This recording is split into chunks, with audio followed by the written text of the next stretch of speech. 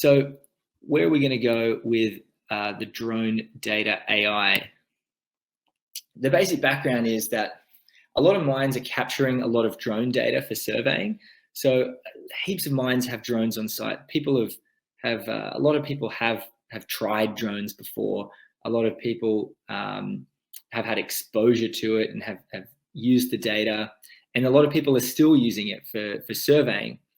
But a difficulty that comes up often, especially on large sites, is actually turning that into a hard cash benefit. So we're getting these 3D survey models out of our drone processing platforms, but then we're just using those as 3D models. We're getting point clouds and we're putting them into the same CAD tools that we were using before, and we're doing the same analyses that we were doing before manually. And the problem with that is that a lot of these manual analyses are where the bottleneck is.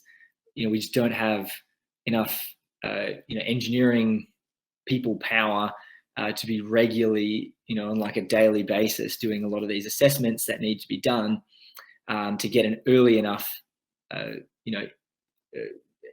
view of the data to really make it as useful as it could be. So the answer is artificial intelligence. So by applying artificial intelligence to this drone data and to these 3D drone photo models, we can create a lot of value beyond just our existing surveying work that we're doing. And the best part is it doesn't take any additional work to do that. So it all works basically the same way. We have the same data coming in. It's just the pictures that the drone takes. We feed them into a platform, same as the standard process is now for feeding it into drone photogrammetry platform.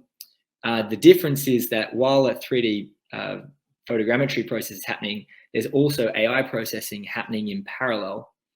And what this does is it means that you get the output of your point clouds and volumes and things that can go into your existing 3D CAD analysis. But then you also get these new value add use cases that come out with no additional cost of work or anything like that. So it's a lot of extra value for very little extra investment, if any.